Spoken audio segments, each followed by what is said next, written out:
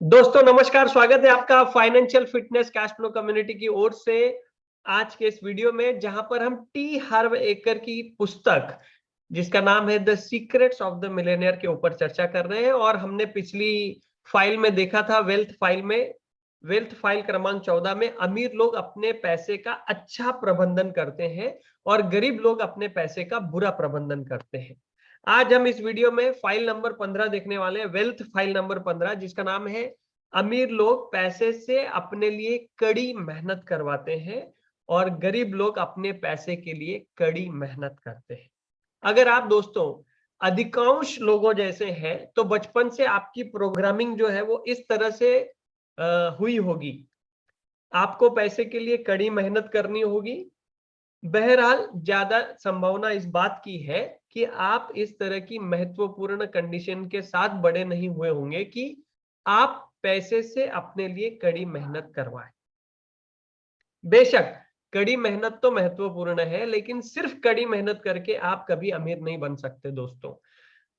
हम ये बात कैसे जानते हैं? लेखक कहते हैं अपने आसपास की दुनिया पर नजर घुमाकर खुद देख लीजिए, है ना। करोड़ों नहीं अरबों कर लीजिए इसको। लोग दिन रात बुरी तरह काम करते हैं और अपना खून पसीना एक कर देते हैं। क्या वो सब अमीर है? नहीं। क्या उनमें से ज्यादातर अमीर है? नहीं। उनमें से ज्यादातर तो कंगाल है या उसके भी ज्यादा करीब है। दूसरी तरफ दुनिया के कंट्री क्लबों में मनोरंजन कौन करता है? दोपहर को गोल्फ कौन खेलता है? तैराकी कौन करता है? टेनिस के शौक पूरे कौन करता है? कौन दिन भर शॉपिंग करता है? और हर सप्ताह छुट्टियां मनाने कौन जाता है ना। मैं आपको 3 अंदाजे दूंगा और पहले 2 अंदाजे गिनती में ही नहीं आते हैं। अमीर लोग और कौन, है ना। हम एक बात साफ समझ लें, अमीर बनने के लिए आपको कड़ी मेहनत करनी होगी। ये विचार बकवास के सिवाय कुछ नहीं है। आई रिपीट, लेखक कहते हैं अमीर बनने के लिए आपको कड़ी मेहनत करनी होगी। यह विचार बकवास के सिवाय कुछ नहीं है। कार्य संबंधी पुराना प्रोस्टेट सिद्धांत तो ये कहता है $1 की तनख्वाह के बदले में $1 का काम। इस कहावत में कुछ भी गलत नहीं है दोस्तों। वे सिर्फ हमें ये बताना भूल गए कि उस $1 की तनख्वाह का करना क्या है, उस डॉलर से क्या करना है। ये जानकर आप कड़ी मेहनत के बजाय स्मार्ट मेहनत की ओर बढ़ जाते हैं। अमीर लोग दिन भर खेल सकते हैं और आराम कर सकते हैं क्योंकि वे स्मार्ट तरीके से काम करते हैं। वे लिवरेज के सिद्धांत को समझते हैं और उसका इस्तेमाल भी करते हैं। वे दूसरे लोगों को नौकरी पर रख लेते हैं जो उनके लिए काम करते हैं। इसके अलावा वे पैसों से भी अपने लिए काम करवाते हैं। हाँ, मेरा अनुभव ये कहता है, ये बताता है कि आपको पैसे के लिए कड़ी मेहनत करनी पड़ती है। बहरहाल अमीर लोगों के लिए ये स्थिति अस्थायी होती है, गरीब लोगों के लिए ये स्थिति स्थायी होती है। अमीर लोग जानते हैं कि आपको तब तक कड़ी मेहनत करनी पड़ती है जब तक कि आपका पैसा आपकी जगह पर कड़ी मेहनत ना करने लगे। वे ये बात समझते हैं कि आपका पैसा जितना ज्यादा काम करेगा, आपको उतना ही कम काम करना पड़ेगा। याद रखें, धन ऊर्जा है दोस्तों। ज्यादातर लोग जो है वो काम की ऊर्जा डालकर धन की ऊर्जा पाते हैं।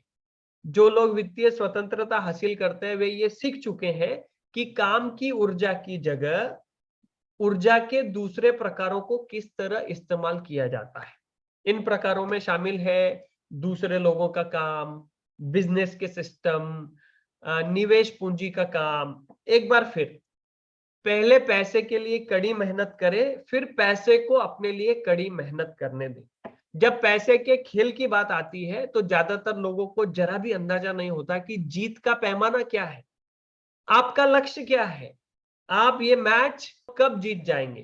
क्या आप दिन में 3 बार भोजन करने के लिए निशाना साध रहे हैं, $1 लाख सालाना बनाने के लिए निशाना साध रहे हैं, है ना, मिलेनियर बनने के लिए निशाना साध रहे हैं, या मल्टी मिलेनियर बनने के लिए निशाना साध रहे हैं।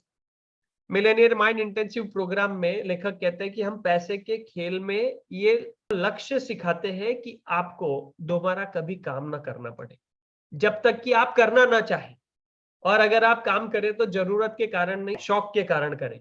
दूसरे शब्दों में, लक्ष्य जल्दी से जल्दी वित्तीय स्वतंत्रता पाना है। वित्तीय स्वतंत्रता की मेरी परिभाषा सरल है। ये मनचाही जीवन शैली जीने की क्षमता है, जबकि आपको पैसे के लिए नौकरी करने के लिए दूसरे पर निर्भर रहने की जरूरत ना। गौर करें, इस बात की पूरी संभावना है कि आपकी मनचाही जीवन शैली को पाने में पैसा खर्च होगा। इसलिए स्वतंत्र बनने के लिए आपको बिना काम किए पैसे कमाने की जरूरत होगी। हम अगर बगैर काम किए हासिल होने वाली आमदनी को निष्क्रिय आमदनी अगर कहते हैं, तो पैसे के खेल को खेलने के लिए आपका लक्ष्य इतनी निष्क्रिय आमदनी पाना है ताकि आप अपनी मनचाही जीवन शैली का खर्च उठा सकें। और इसे संक्षेप में अगर कहें, जब आपकी निष्क्रिय आमदनी आपके खर्च से ज्यादा हो जाती है, तब आप आर्थिक दृष्टि से स्वतंत्र हो जाते हैं। लेखक कहते हैं, मैंने निष्क्रिय आमदनी के दो मूलभूत स्रोत पहचाने हैं। पहला है पैसा आपके लिए काम कर रहा हो। इसमें शेयरों, बॉन्ड्स, टी बिल्स, धन का बाजार, म्यूचुअल फंड जैसे निवेशों से होने वाली आमदनी शामिल है।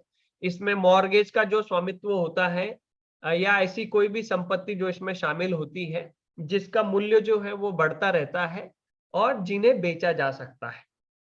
निष्क्रिय आमदनी का दूसरा प्रमुख स्रोत लेखक कहते हैं कि वो बिजनेस जो आपके लिए काम कर रहा हो। इसमें आपको अपने बिजनेस से लगातार आमदनी हासिल करनी होगी। हालांकि बिजनेस चलाने और आमदनी पाने के लिए आपको व्यक्तिगत रूप से बिजनेस में काम करने की जरूरत नहीं होगी। इसके कुछ उदाहरण हैं, रेंटल रियल एस्टेट, पुस्तक लिखना, संगीत या सॉफ्टवेयर से मिलने वाली रॉयल्टी, अपने विचारों की लाइसेंसिंग, फ्रेंचाइजर बनना, स्टोरेज यूनिट का स्वामी बनना, वेंडिंग या सिक्कों से चलने वाली मशीनों का मालिक बनना और नेटवर्क मार्केटिंग जैसा बिजनेस। इसमें दुनिया का कोई भी ऐसा बिजनेस करना भी शामिल है दोस्तों, जो एक सुचारू व्यवस्था के तहत आपके बिना चल सकता हो। एक बार फिर, ये ऊर्जा का मामला है। विचार ये है कि आपके बजाय बिजनेस काम कर रहा है और लोगों को मूल्य प्रदान कर रहा है। उदाहरण के लिए, नेटवर्क मार्केटिंग बिजनेस एक अद्भुत विचार है। पहली बात, इसमें शुरुआत में आपको ढेर सारी पूंजी लगाने की जरूरत नहीं होती है। दूसरी बात, जब आप शुरुआती काम कर लेते हैं तो आपको रेसिडुअल आमदनी इससे मिलती है। ये एक अन्य प्रकार की आमदनी भी है जिसमें आपको बाद में काम करने की जरूरत जो है वो नहीं रहती है, और ये आमदनी आपको साल दर साल मिलती रहती है। नियमित 9 से 5 की नौकरी में ऐसा आप करके दिखाइए। दोस्तों, लेखक कहते हैं, मैं निष्क्रिय आमदनी के स्रोत बनाने पर बहुत जोर देता हूं। इसका काम सरल है। निष्क्रिय आमदनी के बिना आप कभी स्वतंत्र नहीं हो सकते। लेकिन, और ये एक बड़ा लेकिन है, क्या आप जानते हैं कि ज्यादातर लोगों को निष्क्रिय आमदनी बनाने में मुश्किल आती है? इसके 3 कारण हो सकते हैं। पहला है कंडीशनिंग। हम में से ज्यादातर की वास्तविक प्रोग्रामिंग जो है निष्क्रिय आमदनी नहीं कमाने की होती है। जब आप 13 से 16 साल के रहे होंगे तो आपको पैसे की जरूरत पड़ी होगी, तो आपके माता पिता ने, है ना, आपसे क्या कहा था? क्या उन्होंने ये कहा था, अच्छी बात है, जाओ और थोड़ी निष्क्रिय आमदनी हासिल करो? मुझे तो नहीं लगता। इसके बजाय हम में से ज्यादातर लोगों ने ये सुना था, काम पर जाओ, नौकरी खोजो, या ऐसी ही कोई और बात। हमें पैसे के लिए काम करना सिखाया गया था। निष्क्रिय आमदनी हासिल करना हम में से ज्यादातर के लिए स्वाभाविक नहीं है। दूसरी बात, हम में से ज्यादातर लोगों को कभी सिखाया ही नहीं गया कि निष्क्रिय आमदनी कैसे हासिल की जाती है। दोस्तों, लेखक कहते हैं, मेरे स्कूल में निष्क्रिय आमदनी 101 नामक कोई विषय कभी पढ़ाया ही नहीं गया। वहां मैंने लकड़ी और धातु के काम सीखे। ध्यान दें, दोनों काम थे, और अपनी माँ के नक्शे कदम पर चला। क्योंकि हमें स्कूल में निष्क्रिय आमदनी के स्रोत बनाना हमने नहीं सीखा है, इसलिए हम इसे कहीं और से सीखते हैं। ठीक है क्या? मुझे ऐसा नहीं लगता। अंतिम परिणाम यह है कि हम में से ज्यादातर लोग इसके बारे में बहुत कम जानते हैं, और इसीलिए इसके बारे में ज्यादा कुछ बात ही नहीं करते हैं और ज्यादा कुछ काम भी नहीं करते। क्योंकि हमें निष्क्रिय आमदनी और निवेश के बारे में ज्यादा नहीं सिखाया गया, इसलिए हमने इसकी तरफ ज्यादा ध्यान भी नहीं दिया। हमारे कैरियर और बिजनेस का लक्ष्य काम करके आमदनी बनाना था। अगर आप बचपन से ही समझ जाते कि मूल आर्थिक लक्ष्य निष्क्रिय आमदनी बनाना है, तो क्या आप करियर के विकल्पों पर दोबारा विचार करते? सही बात है। मैं हमेशा लोगों को सलाह देता हूँ, लेखक कहते हैं कि वे अपने बिजनेस या करियर को बदलकर ऐसी दिशा खोजें जहां निष्क्रिय आमदनी की धाराएं उत्पन्न करना सहज और तुलनात्मक रूप से ज्यादा आसान हो।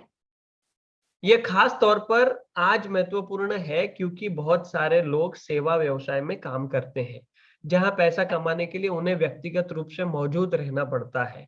व्यक्तिगत सेवा व्यवसाय में कुछ गलत नहीं है दोस्तों, सिवाय इसके कि जब तक आप अपने निवेश के घोड़े जल्दी तैयार नहीं कर लेते हैं और बहुत अच्छा प्रदर्शन वे नहीं करते हैं, तब तक आप हमेशा काम के जाल में फंसे रहते हैं। अगर आप तत्काल या आगे चलकर निष्क्रिय आमदनी उत्पन्न करने वाला बिजनेस चुन लेते हैं, तो आपको दोनों संसारों का सर्वश्रेष्ठ मिल जाएगा। अभी काम करके आमदनी और बाद में निष्क्रिय आमदनी। कुछ समय पहले हमने निष्क्रिय आमदनी के व्यावसायिक विकल्प बताए हैं, उनकी समीक्षा कीजिए। दुर्भाग्य से लगभग हर व्यक्ति के पास धन का ब्लूप्रिंट होता है, जिसमें काम करके आमदनी कमाने का सॉफ्टवेयर होता है, जबकि निष्क्रिय आमदनी का सॉफ्टवेयर नहीं होता है। ये नजरिया क्रांतिकारी ढंग से बदल जाएगा दोस्तों, जब आप मिलेनियर माइंड इंटेंसिव कार्यक्रम में भाग लेंगे, जहां अनुभवजन्य तरीकों के प्रयोग से आपके धन के ब्लूप्रिंट को बदल दिया जाता है। फिर आपके लिए ढेर सारी निष्क्रिय आमदनी को पाना सहज और सामान्य हो जाएगा। आगे बढ़ने से पहले मैं यहाँ रुकना चाहता हूँ और आपको बताना चाहता हूँ कि मैं और मेरी फैमिली के साथ चेन्नई में दिनांक 6 जनवरी से 9 जनवरी तक तीन दिवसीय एमएमआई कार्यक्रम होने वाला है। अगर आप इसमें भाग लेना चाहते हैं तो mmi.in पे जाके देख सकते हैं। बहरहाल आइए कंटिन्यू करते हैं। अमीर लोग जो है वो दूर की सोचते हैं, वे आज के आनंद पर होने वाले खर्च में कटौती करके निवेश कल की स्वतंत्रता पर करते हैं। गरीब लोग पास की सोचते हैं, वे अपनी जिंदगी तत्कालिक संतुष्टि के लिए जीते हैं। गरीब लोग ये बहाना बनाते हैं, जब आज ही जिंदा रहना मुश्किल है तो मैं कल के बारे में कैसे सोच सकता हूँ। समस्या ये है कि अंततः कल आज में बदल जाता है। अगर आपने आज की समस्याओं की परवाह नहीं की है तो यह बात कल फिर से आप दोहराएंगे। अपनी दौलत बढ़ाने के लिए आपको या तो ज्यादा कमाना होगा या फिर कम खर्च में गुजारा करना होगा। मुझे नहीं लगता, लेखक कहते हैं, कि आपसे आपके सर पर कोई बंदूक तान कर कहता हो कि आपको किस मकान में रहना है, कौन सी कार चलानी है, कौन से कपड़े पहनने हैं या किस तरह का भोजन करना है। आपके पास ये विकल्प चुनने की शक्ति है। ये प्राथमिकताओं का मामला है दोस्तों। गरीब लोग वर्तमान का चुनाव करते हैं, अमीर लोग जो है वर्तमान और भविष्य के बीच के संतुलन का चुनाव करते हैं। इससे लेखक कहते हैं कि मुझे अपने सास ससुर की याद आती है। वो कहते हैं मेरी पत्नी के जो माता पिता है 25 साल तक एक वैरायटी स्टोर के मालिक थे, जो 7x11 का छोटा सा गाला कैसे होता है वो था, और वो बहुत छोटा था, उनका कहना था। उनकी ज्यादातर आमदनी सिगरेट, कैंडी, बार, आइसक्रीम, च्युइंगम और सोडा बेचकर आती थी, और उन दिनों वहां पर लॉटरी के टिकट भी नहीं बिकते थे और औसत बिक्री $1 से भी कम की होती थी। लेखक ये कहते हैं कि संक्षेप में वे चिल्लर बिजनेस में थे, फिर भी वे ज्यादातर चिल्लर को बचा लेते थे। वे रेस्टोरेंट में डिनर करने नहीं जाते थे, वे डिजाइनर कपड़े भी नहीं पहनते थे, वे लेटेस्ट कार भी नहीं चलाते थे, और वे आरामदेह ढंग से रहते थे, लेकिन किफायत से रहते थे। अंततः उन्होंने अपना हाउस लोन पटा दिया और उन्होंने आधा प्लाजा खरीद लिया जहां उनका स्टोर स्थित था। पाई पाई बचाकर वे कहते हैं मेरे ससुर ने 59 साल की उम्र में आराम से रिटायर होने में वे कामयाब हो गए। दोस्तों, लेखक कहते हैं मुझे आपको ये बताते हुए अच्छा नहीं लग रहा है, लेकिन ज्यादातर मामलों में तात्कालिक संतुष्टि के लिए चीजें खरीदना समस्या का हल नहीं है। ये जीवन में हमारी असंतुष्टि की भरपाई करने की निरर्थक कोशिश से ज्यादा कुछ नहीं है। अक्सर आपके पास जो पैसा नहीं है उसे खर्च करना आपके मन के उड़ाऊ भाव से आता है। सिंड्रोम को आमतौर पर रिटेल थेरेपी के नाम से भी जाना जाता है। ज्यादा खर्च करने और तत्कालिक संतुष्टि की जरूरत का खरीदी जाने वाली चीज से बहुत कम लेना देना होता है दोस्तों। इसका लेना देना तो आपके जीवन के संतुष्टि की कमी से होता है। जाहिर है, अगर ज्यादा खर्च आपकी तत्कालिक भावनाओं के कारण नहीं हो रहा है तो फिर ये आपके धन के ब्लूप्रिंट के कारण हो रहा होता है। लेखक कहते हैं हमारी एक विद्यार्थिनी थी, नैटली उनका नाम है। नैटली के माता-पिता बेहद कंजूस थे। वे हर चीज के लिए डिस्काउंट कूपन का इस्तेमाल करते थे। उसकी माँ के पास कूपन से भरा एक बॉक्स था, जिसमें कूपन श्रेणी के हिसाब से लगे रहते थे। उसके पिता के पास 15 साल पुरानी कार थी, जिसमें जंग लगी हुई थी। नैटली को उस कार में बैठने में शर्म आती थी, खास तौर पर जब जब उसकी माँ उसे स्कूल छोड़ने और लेने के लिए आती थी। कार में बैठते समय नैटली प्रार्थना करती थी कि कोई उसे देख ना रहा हो। छुट्टियों में उसका परिवार कभी मोटेल या होटल में नहीं ठहरता था। वे हवाई जहाज से यात्रा भी नहीं करते थे, बल्कि 11 दिन तक खटारा कार से देश भर में घिसटते रहते थे, पूरे रास्ते हर साल। हर चीज बहुत महंगी मानी जाती है। नैटली सोचती थी कि वे कंगाली की जिंदगी जी रहे हैं, लेकिन उसके डैडी हर साल $75,000 कमाते थे, जो उस वक्त बहुत ज्यादा आमदनी लगती थी। और वो दुविधा में थी, चूंकि वो उनकी कंजूसी की आदत से चिढ़ती थी, इसलिए वो उनके विपरीत बन गई। वो हर चीज हाई क्लास और महंगी चाहती थी। जब वो घर से निकलकर खुद कमाने लगी, तो उसे इस बात का एहसास ही नहीं हुआ, लेकिन पलक झपकते ही वो अपने पास के पूरे पैसे खर्च कर देती थी और कर्ज में डूब जाती थी। नैटली के पास क्रेडिट कार्ड थे, मेंबरशिप कार्ड थे और भी जाने कौन-कौन से कार्ड थे। उसने ये झमेला इतना फैला लिया था कि उसके पास न्यूनतम राशि भरने के लिए भी पैसे नहीं बचते थे। तब वो कहती है कि मैं एमएमआई में आई और इसने उसकी जिंदगी बचा ली। एमएमआई के इस प्रोग्राम में एक अभ्यास है, लेखक कहते हैं, जहां हम आपके आर्थिक व्यक्तित्व को पहचानते हैं। उस अभ्यास की वजह से नैटली की पूरी जिंदगी बदल गई। वो पहचान गई कि वो अपना पैसा क्यों खर्च कर देती है। ये कंजूस माता-पिता के खिलाफ उसका विरोध था। उसे खुद के और दुनिया के सामने ये साबित करना था कि वो कंजूस नहीं है। कोर्स के बाद उसका ब्लूप्रिंट ही बदल गया। नैटली कहती है कि अब उसके मन में मूर्खतापूर्ण तरीके से खर्च करने की कोई इच्छा नहीं होती। नैटली ने बताया कि हाल ही में वो एक मॉल से गुजर रही थी और उसने अपने प्रिय स्टोर के डिस्प्ले विंडो में बेहतरीन हल्का भूरे रंग का एक जैकेट, जो कोट होता है, वो कोट लटका हुआ देखा। तत्काल उसके दिमाग में एक विचार आया। उसने कहा दिमाग ने उसको कि ये कोट तुम पर बहुत प्यारा लगेगा, खासकर तुम्हारे सुनहरे बालों के साथ। तुम्हें उसकी जरूरत है। तुम्हारे पास जाड़े में पहनने के लिए कोई दूसरा कोट नहीं है। बस फिर क्या था, तत्काल वो स्टोर में चली गई और जब वो उसे पहनकर देखने लगी, तो उसने प्राइस टैग पर ध्यान दिया, जहां पर $400 लिखा हुआ था। उसने पहले कभी इतना महंगा कोट नहीं खरीदा था। उसके दिमाग ने कहा, उससे क्या, ये कोट तुम पर खूब जच रहा है, इसे खरीद लो और तुम पैसे की व्यवस्था बाद में भी कर सकती हो। वो कहती है कि यहीं पर उसने पाया कि एमएमआई का सबक कितना गहरा था। जैसे उसके दिमाग ने उस कोट को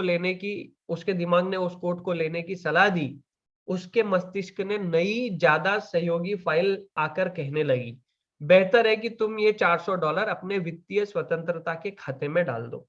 तुम्हें उस कोट की क्या जरूरत है? तुम्हारे पास जाड़े के लिए एक कोट पहले से ही है, जो इस वक्त अच्छा है ना? वह जान पाए इससे पहले ही उसने उस कोट को पहले की तरह तत्काल खरीदने के बजाय अगले दिन पर टाल दिया और फिर वो दोबारा उस कोट को लेने कभी गए नहीं। नैटली को एहसास हुआ कि मस्तिष्क में अब भौतिक संतुष्टि की फाइलों की जगह वित्तीय स्वतंत्रता की फाइलें आ गई है।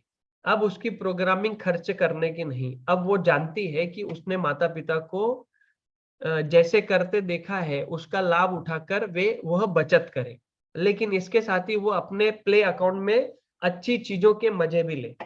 नैटली ने अपने माता-पिता को भी कोर्स में भेज दिया, लेखक कहते हैं, ताकि वे ज्यादा संतुलित बन सके। उसने बहुत रोमांचित होकर हमें बताया कि अब वे मोटल्स में रुकने लगे हैं, होटल्स में नहीं जाते हैं। उन्होंने एक नई कार खरीद ली है और अपने पास है ना, अपने पैसे से अपने लिए काम करवाना सीखकर वे अब मिलेनियर के रूप में रिटायर भी हो चुके हैं। दोस्तों, नैटली अब समझती है कि मिलेनियर बनने के लिए उसे अपने माता-पिता जितना कंजूस होने की जरूरत नहीं है, लेकिन वो यह भी जानती है कि अगर वो पहले की तरह बगैर सोचे विचारे अपना पैसा उड़ाएगी, तो वो कभी वित्तीय रूप से स्वतंत्र नहीं हो पाएगी। नैटली ने कहा, अपने पैसे और दिमाग को काबू में रखना बहुत शानदार अनुभव है। एक बार फिर विचार यह है कि आप अपने पैसे से अपने लिए उतनी ही कड़ी मेहनत करवाएं, जितनी आप इसके लिए करते हैं। इसका मतलब यह है कि आपके जीवन का लक्ष्य पूरी आमदनी खर्च करना नहीं होना चाहिए, बल्कि उसमें से बचत और निवेश करना होना चाहिए। एक बड़ी मजेदार चीज देखने में आती है, अमीर लोगों के पास बहुत सा पैसा होता है और वे कम खर्च करते हैं, जबकि गरीब लोगों के पास कम पैसा होता है और उनके खर्चे ढेर सारे होते हैं। दोस्तों, दीर्घकालीन विरुद्ध अल्पकालीन में कहा जाए तो गरीब लोग आज जीने के लिए पैसा कमाते हैं। अमीर लोग काम करके इसलिए पैसा कमाते हैं ताकि वे उसका निवेश कर सकें, जिससे उन्हें भविष्य में आमदनी हो सके। अमीर लोग संपत्तियां खरीदते हैं जिनका मूल्य बढ़ने की संभावना होती है। गरीब लोग ऐसी चीजों पर खर्च करते हैं जिनका मूल्य निश्चित रूप से कम होता है। अमीर लोग जमीन जायदाद इकट्ठी करते हैं, गरीब लोग बिल इकट्ठे करते हैं। लेखक कहते हैं, मैं आपको वही बात बताऊंगा जो मैं अपने बच्चों से कहता हूं, रियल एस्टेट खरीदो। सबसे अच्छी चीज ऐसी जायदाद खरीदना है जिससे सकारात्मक कैश फ्लो मिले। लेकिन जहां तक मेरा सवाल है, लेखक कहते हैं रियल एस्टेट ना होने से कैसी भी रियल एस्टेट होना बेहतर है। निश्चित रूप से रियल एस्टेट के बाजार में उतार चढ़ाव होते हैं, लेकिन अंत में चाहे ये 5 साल बाद हो, 10, 20 या 30 साल बाद हो, आप शर्त लगा सकते हैं कि इसका मूल्य आज से बहुत ज्यादा होगा। हो सकता है कि अमीर बनने के लिए आपको बस उतने ही पैसे की जरूरत हो। आप इस समय जितने रियल एस्टेट खरीद सकते हो खरीद लें। अगर आपको ज्यादा पूंजी की जरूरत हो तो आप ऐसे लोगों के साथ पार्टनरशिप बना लीजिए। पार्टनर उनके आप बन सकते हैं जिन पर आपको भरोसा हो और जिन्हें आप अच्छी तरह से जानते हो। रियल एस्टेट के साथ मुश्किल में फंसने का बस एक ही तरीका है, और वो यह है कि आप ज्यादा बड़ा कौर ना निकल लें और आपको गिरते बाजार में उसको बेचना ना पड़े। अगर आपने मेरी पहले दी गई सलाह पर ध्यान दिया हो और आपने अपने पैसे का उचित प्रबंधन किया हो या कर रहे हो, तो ऐसा होने की जो आशंका है वो बहुत कम या ना के बराबर हो जाएगी। जैसी कहावत है, रियल एस्टेट खरीदने का इंतजार मत करो, रियल एस्टेट खरीदो और फिर इंतजार करो। क्योंकि कुछ समय पहले लेखक कहते हैं, मैंने अपने सास ससुर का उदाहरण दिया था, इसलिए ये उचित है कि अब मैं आपको अपने माता पिता का भी उदाहरण दूं। उनका कहना है कि मेरे जो माता पिता थे वो गरीब नहीं थे, लेकिन वो मुश्किल मध्यम वर्गीय परिवार के थे। मेरे डैडी बहुत मेहनत करते थे। माँ शारीरिक रूप से बहुत स्वस्थ नहीं रहती थी, इसलिए वो घर पर रहकर बच्चों को संभालती थी। मेरे डैडी कारपेंटर थे और उनका ध्यान गया कि उन्हें काम देने वाले जो बिल्डर हैं वो पहले वर्षों पहले खरीदी हुई जमीनों को डेवलप कर रहे थे। उन्होंने ये भी देखा कि वे सब काफी अमीर थे, तो मेरे माता पिता ने भी पाई पाई जोड़कर अंततः जिस शहर में वो रहते थे उससे 20 मील दूर 3 एकड़ एक जमीन खरीद ली। इसे खरीदने के लिए उन्हें $60,000 का खर्च करना पड़ा। 10 साल बाद वे है ना, एक डेवलपर ने उस जगह पर स्ट्रिप मॉल बनाने का फैसला किया और वे कहते हैं कि मेरे माता पिता ने ये जमीन $6 लाख में बेच दी। उनको मूल निवेश की अगर उनके मूल निवेश को निकाल दिया जाए तो उन्हें अपने निवेश से हर साल औसतन $54,000 की औसत आमदनी हुई। जबकि मेरे डैडी ने वे कहते हैं कि हर साल 15 से $20,000 से ज्यादा नहीं कमाए।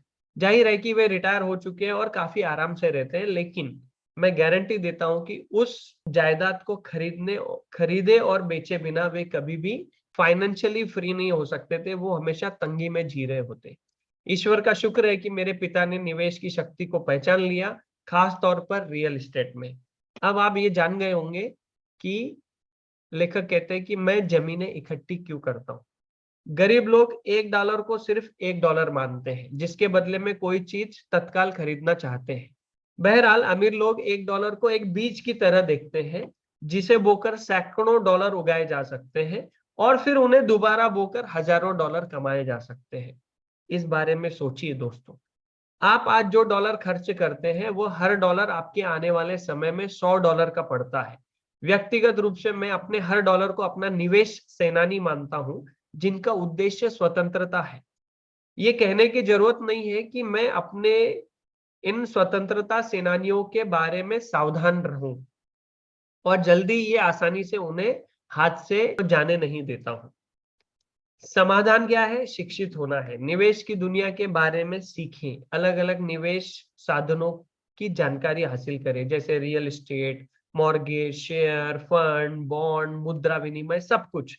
फिर एक मूल क्षेत्र को चुन लीजिए जिसमें आप विशेषज्ञ बनना चाहते हो, उस क्षेत्र में निवेश शुरू कर दे और बाद में अन्य क्षेत्रों में उसको डाइवर्सिफाई करके पैर पसार ले।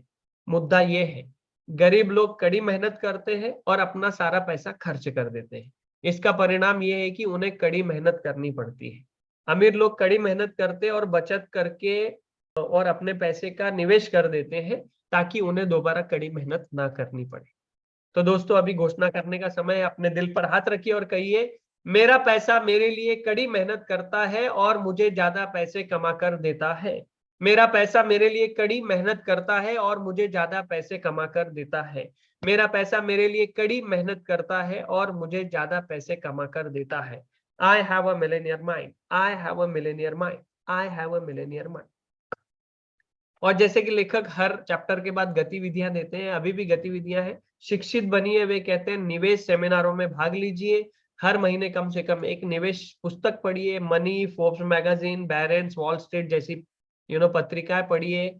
और मैं ये सुझाव नहीं दे रहा हूं कि आप उनकी सलाह माने, मैं ये सुझाव दे रहा हूं कि उन पत्रिकाओं में आप वहां दिए गए वित्तीय विकल्पों से परिचित हो जाइए। फिर एक ऐसा क्षेत्र चुन लीजिए जिसमें आप विशेषज्ञ बनना चाहते हो और उस क्षेत्र में निवेश शुरू कर। दूसरी गतिविधि वे देना चाहते हैं कि अपना ध्यान सक्रिय आमदनी के बजाय निष्क्रिय आमदनी पर केंद्रित कीजिए। कम से कम 3 विशिष्ट रणनीतियां बनाएं जिनके द्वारा आप बिना काम किए आमदनी प्राप्त कर सकते हो, चाहे ये निवेश के क्षेत्र में हो या बिजनेस के क्षेत्र में हो। शोध शुरू कर दे और फिर इन रणनीतियों पर अमल करें। और तीसरा वे कहते हैं, रियल एस्टेट खरीदने का इंतजार न करें, रियल एस्टेट खरीदे और फिर इंतजार करें। दोस्तों, मेरा नाम जगदीश भगत है और financial fitness cash flow community की ओर से हम आपको स्टॉक मार्केट में ऑप्शन सेलिंग के माध्यम से पैसिव इनकम यानी निष्क्रिय आमदनी कमाने के लिए मदद करते हैं। अगर आपको ये वीडियो अच्छा लगा हो तो हमारे चैनल को सब्सक्राइब करें, लाइक करें और नीचे दी गई हमारी लिंक से आप हमारे व्हाट्सएप ग्रुप में जुड़ सकते हैं, जहां पर हम इस पैसिव इनकम को जनरेट करने के लिए आगामी होने वाली हमारी वेबिनार की जानकारी आप तक पहुंचा सके। आपका इस वीडियो को देखने के लिए बहुत बहुत धन्यवाद।